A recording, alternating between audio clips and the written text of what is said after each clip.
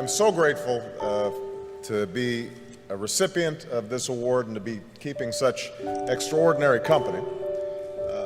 I first of all want to thank all of you who are involved in making this possible, but the main thing that I want to do here is to just say how I'm inspired by the young people who are represented here, because I think that's the purpose ultimately of this foundation. And I want to tell just a brief story because Archbishop Tutu is here, one of my heroes, and let you know where I was when I was about your age.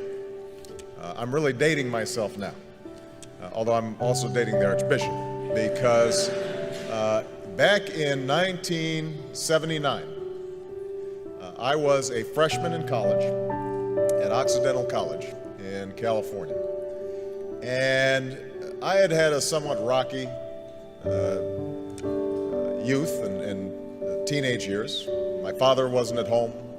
I was growing up partly with my grandparents in high school. I'd gotten into trouble occasionally, was what my mother called a good time Charlie, meaning I wasn't really serious in terms of my studies, in terms of my work. Had some awareness of the world around me, had some sense of injustice and unfairness, but it wasn't finely honed, it wasn't well developed. And I remember in 1979 arriving as a freshman and doing what freshmen do, trying to figure out what courses are and trying to change your study habits and trying to identify that food in the cafeteria, what it is.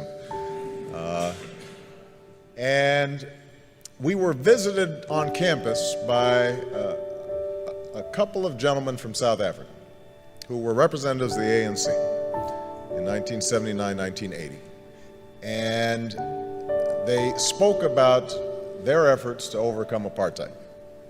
And for about an hour, myself and a group of students listened to these young men who were not much older than we were describe the extraordinary struggles they were going through, the sacrifices that were being made, people who were enduring jail and torture and beatings because they had a sense that somehow, some way, justice would prevail.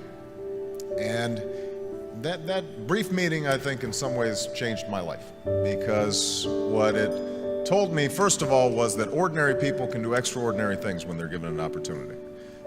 We sometimes think that our leaders have to have fancy degrees or well-educated or some public office somewhere. These young men had none of those things, but what they possessed was a anger over injustice that they were able to channel in a constructive, positive way.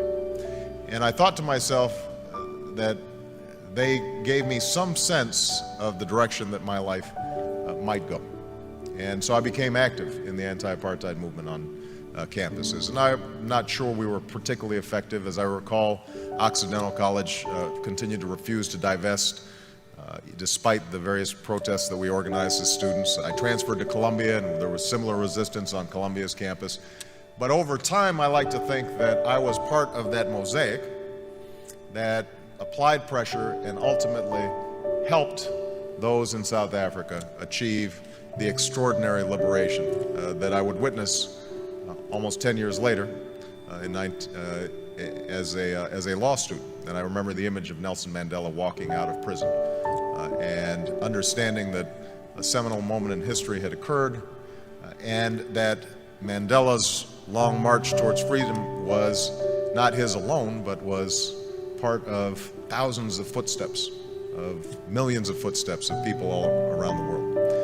And I trace back me getting involved in politics to that moment, because as a consequence of that organizing on a college campus, I became a community organizer. As a consequence of a community organizer, after going back to law school, became a civil rights attorney.